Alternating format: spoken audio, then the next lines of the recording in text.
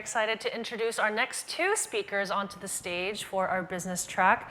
The title is Magento Sucks, except when you do it like this. Our two speakers are Maier and Tim. Maier is the founder of Bemeir, a notable leading Magento development agency with Adobe Commerce solution partner with over 2 decades of experience in e-commerce.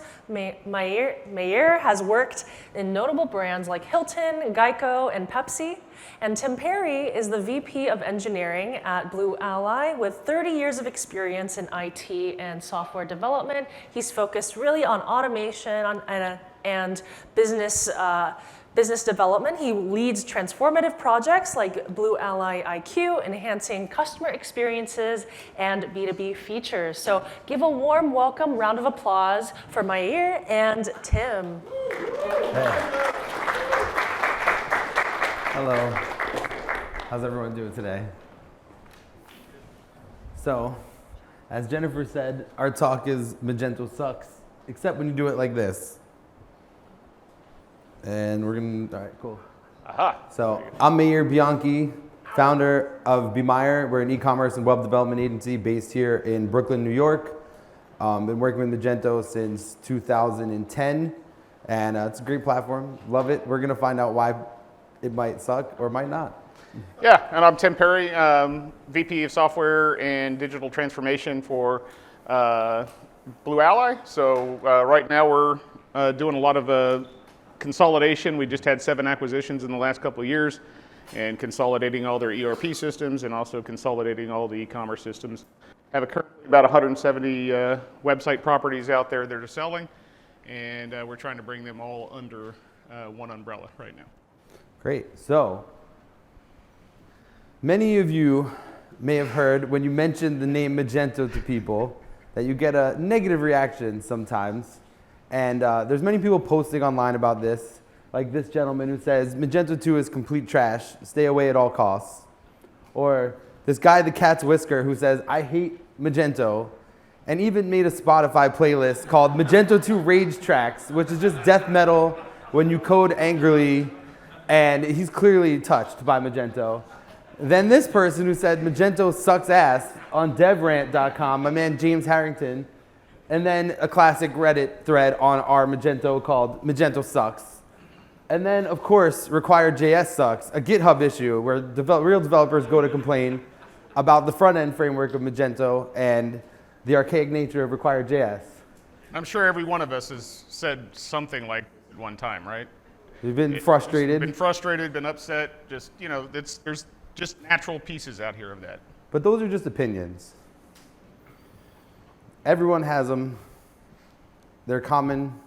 They're formed in the heat of battle.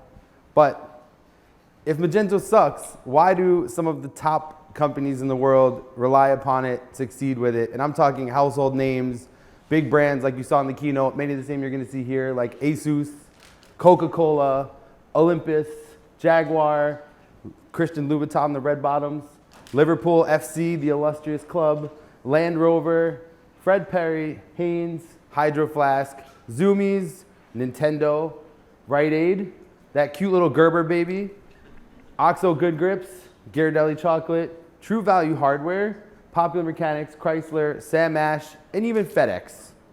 If all these companies are using it successfully, and as some of you are, it obviously doesn't suck. So what really happens in the context of building Magento? So today, we're here to talk about Tim and his company's needs. Yeah, so with Blue Ally, we had a bunch of different requirements. Actually, we had way too many requirements at the beginning, which we'll talk about a little bit more. But there was a lot of these pieces here that we were looking at. We wanted to replace a bunch of legacy systems. We had some custom ingrown or in-house systems. We have WooCommerce. We have, I don't know, we got like 4 or 5 different e-commerce systems after we've acquired some companies. So bringing all those things together has always been a challenge here. So we've landed on Magento. It's extensible enough for us. We needed it to integrate over 1 million SKUs.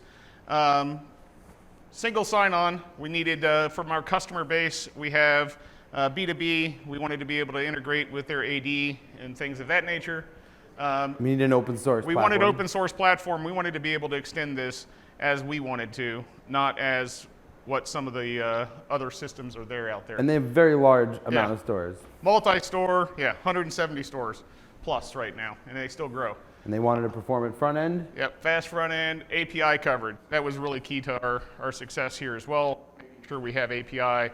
Magento is not 100% API there yet, but we can go make it if we don't have it. Yeah, so Blue Ally had these requirements, and they looked out there in the world, and they landed on Magento, as many companies do. So then they hired a consultant, Peak Beyond, Derek, if you're not here, shout out to Derek, Bemeir, an agency, Aheadworks, Rave Digital, Amnesty, these are extension providers, Hyvä, a leading front-end solution for Magento, JetRails, an infrastructure and hosting provider, they're here too, Klevu, search company, Azure Active Directory B2C as the identity management, and Next.js for a unified dashboard. Okay, so you have all your solutions. It's done, right? Easy, the system's built, go to market. Yeah, it didn't kind of work that way. As everyone knows, as you start trying to plug in all these pieces, it's a little bit more complicated to just slap things together, go out and pick pieces and make it work. I mean, a lot of little challenges. It's not the best environment to just pick and choose from. So a lot of work had to go into it. Yes, and so that's the thing that people think is like, oh, it's just gonna be easy, I buy it, install it, and it works. But let's slow down for a minute. We wanna ask the audience, what percentage of large-scale e-commerce implementations succeed? I just wanted to get a poll. How many of you think it's 20%? Raise your hand. Succeed. Succeed, success rate, or fail. Let's call it fail. What percent of projects fail? 20%? 60? Do I hear 50? 50? Anyone else with a different answer? What about 90? No 90s? All right. So we're going to share that answer later in the presentation because this is how you unsuck your Magento implementation and how you don't fall victim to common pitfalls and popular notions that many people make fatal choices that have long-term consequences very early in their project. So one of the first notions is that Magento is free. Yeah, and Magento being free, air quotes around free, just because we all know free doesn't really equal free, right? If you use any open source project, it's not free. You have engineer cost, you have development cost, you have hosting cost, you have cost. You can just keep piling it on. So when your engineer comes to you and go, hey, I got this great free thing. Is it really free? No, it's not free. So be sure you're at least eyes wide open when you go into, is it free? Also, if you like, little things here, batteries aren't included, all the little pieces that we take for granted. And that's where, we had to go plug into the ecosystem as well.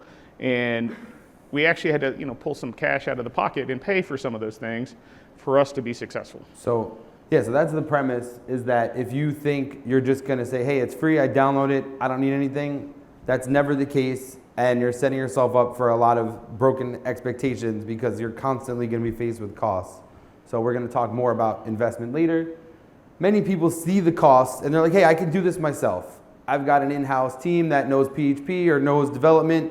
They can learn this, they can learn anything. Or hey, we have a server, lying around and we're just going to do it ourselves. That is the number one peril of approaching Magento, is that everyone just tries to go it alone without consulting specialists. Magento is a very heavy, specialized platform, and it's important that you do your research before you just dive right in, or before you arrogantly say, hey, we're going to do this all ourselves, because you're going to make a lot of mistakes that can cost you. Yeah, I mean, we have internal engineers. I have several developers. I've got a team of about 10 people. We have an IT team that actually runs a lot of our internal stuff. I still went it out and hosted it. I don't want to take the time to develop the skills necessarily to host it. Don't want to have those folks to sit up 24/7 too, because I didn't want to turn a 24/7 shop on for us either. So there was a lot of little pieces there that we had to actually think about and say, hey, we can't just do this ourselves. Yep. And the first choice that you have to consider when you're implementing Magento is, do you have an individual developer or do you go with an agency? And Tim, you went through this process. Yeah, we went through this process. We had, choice of, hey, I've got people that know PHP. Great. Folks that I can go throw out and they say, hey, I understand that. I can go figure that out. But but they don't have the specialized skills. I could go hire some Magento folks, which I've done, but I still haven't kicked them out yet. The thing is I have some Magento folks now that I've hired, but they have a very broad or a very narrow focus on what they know, right? What their experience is. I look at my agency as my, kind of wide breadth of knowledge and understanding that can bring all those different little pieces to me. And we have formed a great relationship over the last year and a half, where I can ask him things. We talk about our roadmap and where we want to be, and they weigh in on our strategic side as well. So for me, it wasn't just about, hey, an individual dev, because that individual dev just was too narrow. I needed the broad understanding of the environment and ecosystem. Yeah, and having worked on both sides, like I never worked at an agency before founding an agency. It was often like when it was in the hiring process, people would hire you as like, this person's gonna solve all my problems. They can fix this SAP implementation that someone built. Not everyone has the exact skills you're looking for. And so an agency is a way to get an amalgamation of skills in one place, often for the annual budget cost of one person. And so it's just something to consider, that there's different ways to, peel that onion, and depending where you are. I mean, now with more hybrid working, you can find people anywhere. And so I think that speaks to the Magento talent pool, that they're everywhere. And there's great agencies everywhere. So that's one of the most important choices to consider. The next most important area to focus on is your infrastructure and the importance of hosting. Once again, people may say, hey, we have an in-house tech team, we have an in-house infrastructure team, but Magento is a highly specialized application. You need to know how to tune it. You need to know how to set it up right. You can't just grab it, install, and expect it to work right. You need to configure caching, configure a lot of things. So that's where the importance of working with a host like a JetRails, like a WebScale, like a Luro Connect, Akuva, you name it. There's a lot of managed hosting providers.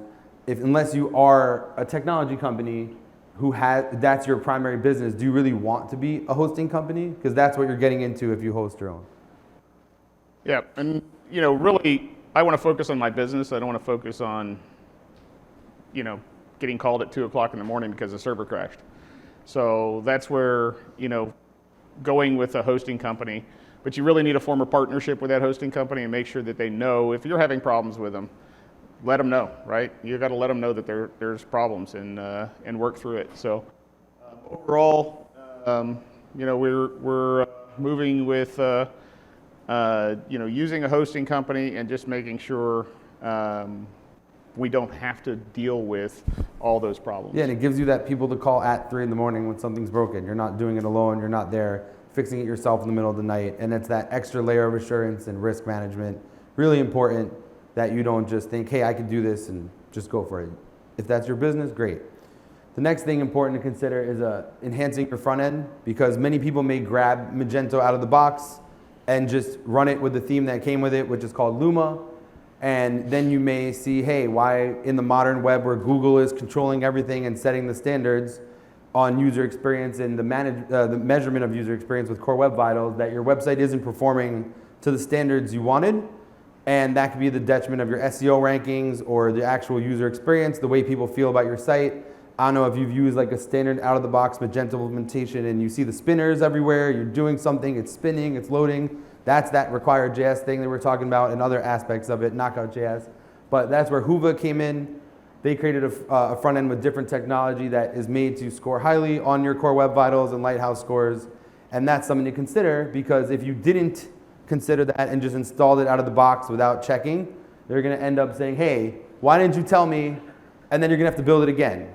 And that was something that happened to me early in my career. Was before this was Magento 1, but built it, didn't know, then took a class on how to properly develop the front end and had to build it again. So that's where you don't want to just make assumptions. You actually want to do your research. There's other front ends, there's Breeze, there's PWAs. Hyvä's not the only solution, but you definitely just shouldn't roll with out of the box anymore in 2024. Other piece to think about is leveraging the right extensions and the right providers in the ecosystem.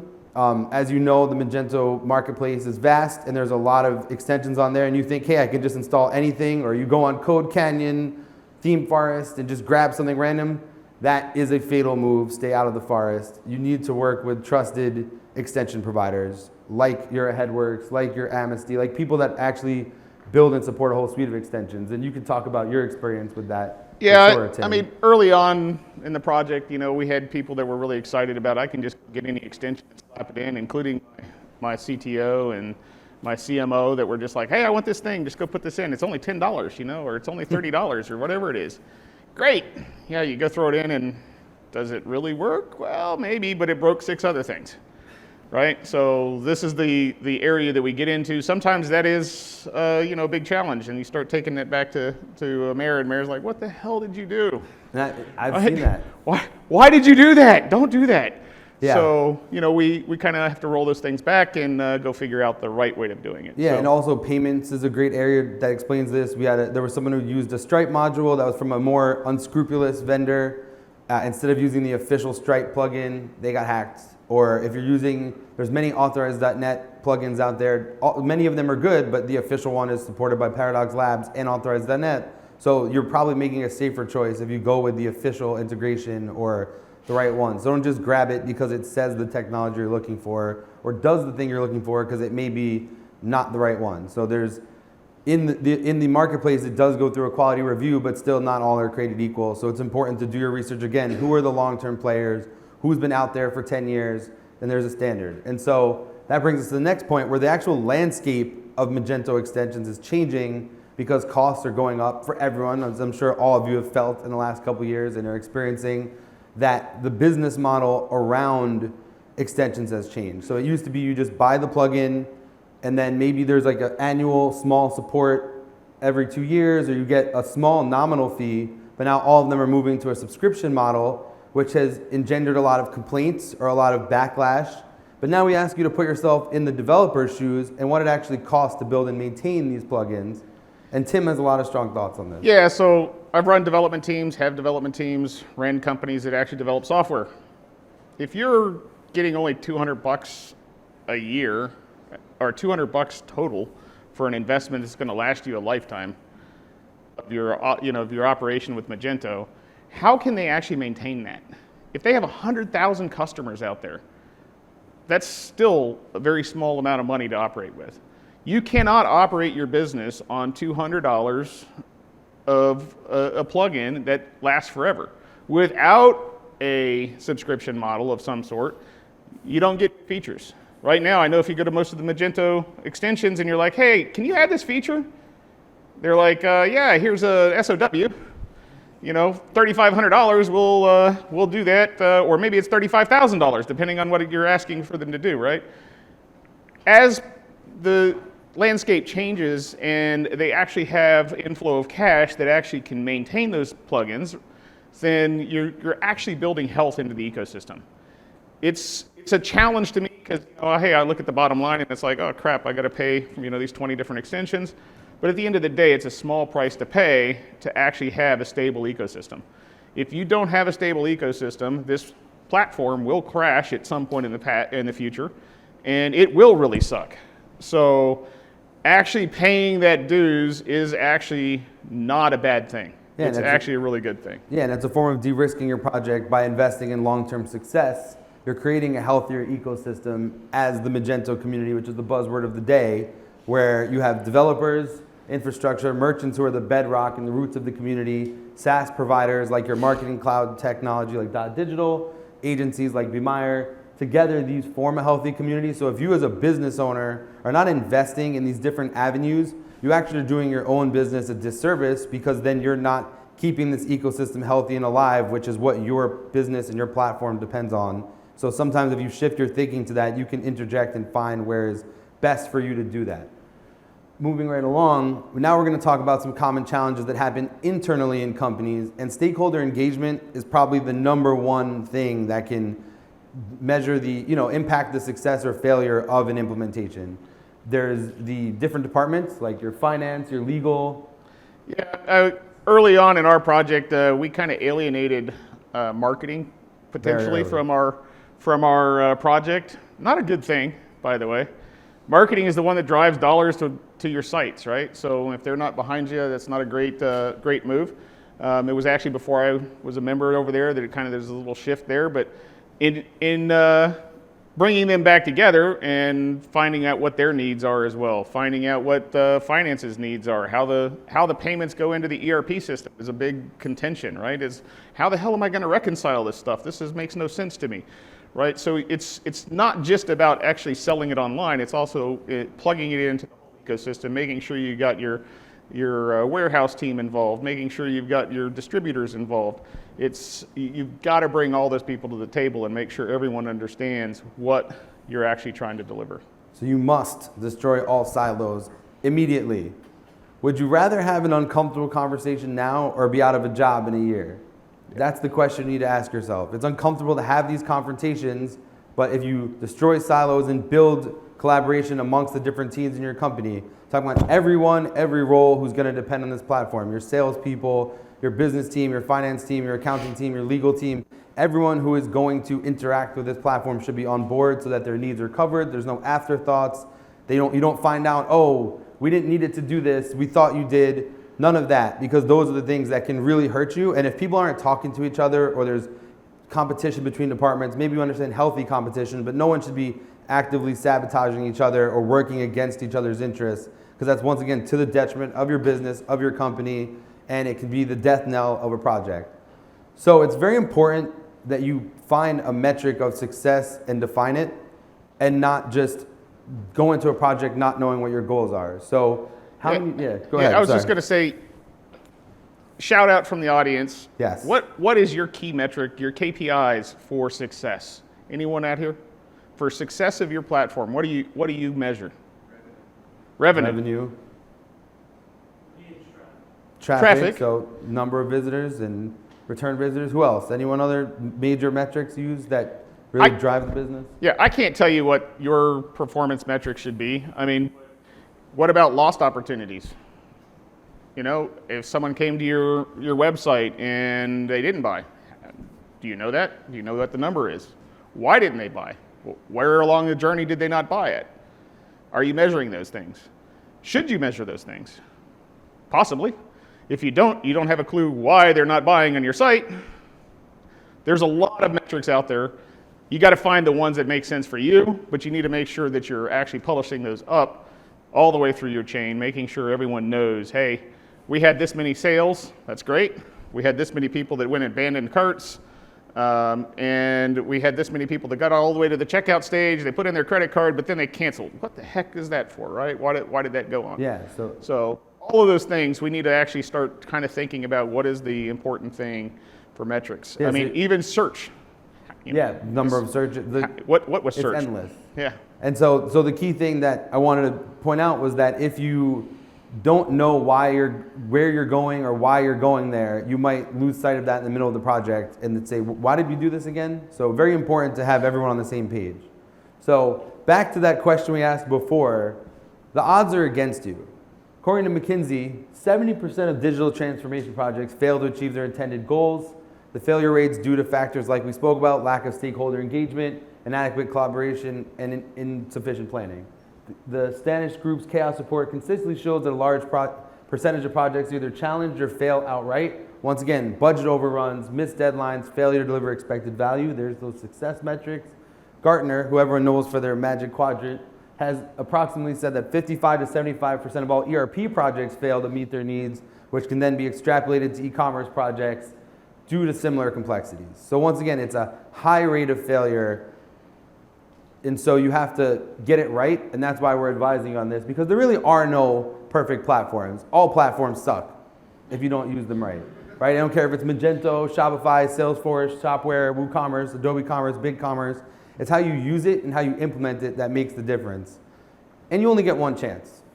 Yeah, you know, very rarely in business, if you're going to screw up $1 million project or a $5 million project, if you don't do it right the first time, are you going to be there? You might get a second chance at a different job, right? But you're probably not going to get the second chance at the job you're in. So, you know, spend the time up front to make sure you're doing it right. Make sure you unsuck it as much as possible. Yeah, that can't say it enough, is that you don't know when this moment's going to pass. Even if you do get a chance to do it again, that time has passed, the climate has evolved, the landscape has evolved. It's never the same moment, and so you want to set yourself up for success. How you do that is you assemble your dream team, Your dream team for each business can be different. Yeah, I mean, depending on where you're at, what you are, if you're a single owner of with one person, your dream team might be you, yourself, and I, right? I mean, but the larger the company you get to, the larger that team probably gets, the more people you need to pull in. You need to pull them in from all those different places we talked about, marketing, sales. You need to pull in the right agencies. You need to pull in the right partners for hosting. You need to pull in the right, developers that you want maybe on your team. You need to think about that up front. Make sure you have the budget for it too if you're going to actually go do it. I mean, you're never going to have enough money for what you really want to do, right? No one's ever going to give you it all. But you now need to pick and choose on how you're actually going to achieve that team. And so it's important you invest wisely. And once again, that comes down to what you're trying to do and not just having an unlimited budget. You have to be very concise and clear with your objectives. Yeah, I mean, I think what one is of it about the man? Yeah. One of the things that we had at the really beginning was, one of the things we had really at the beginning was we had 20 probably major things we wanted to go do. You can't get all 20 of those done. You know, right? the eat the elephant one bite at a time? Yeah, we had to choose 2 or 3 because there's a Confucius saying of a man who chases 2 rabbits catches none. And if you don't pare it down, you're gonna miss. Yeah, that's well said. And so we know we're almost on time. So the real message we want you to walk away with here is that the future is in your hands. Both the future of your platform and your company and the decisions you make today have consequences tomorrow, and also the future of Magento and the Magento community. There's that buzzword again, that it is a great time to get involved. As you saw in the morning keynote, you can get your pull requests in, you can actually contribute code. The Magento Association has memberships, MageOS. It's very important that you get involved because that's what makes this specific platform, this community so great, is that it's very flat. There's no titles, airs. Everyone can get involved just like you're seeing today. And I think that's very empowering, and why Magento does not suck is because you can do that and there's not as much gatekeeping as you may see in other places. And so we want you to walk away with the message that you actually can make a difference both in your company and in the Magento world very easily right now. The bar is low. It's not what you think. It could be, it could be changed. And so, that is our presentation. Do you have any questions? Covered everything. Yeah, we kind of, yeah. Thank you. Well done. Thank you, sir. Thank you.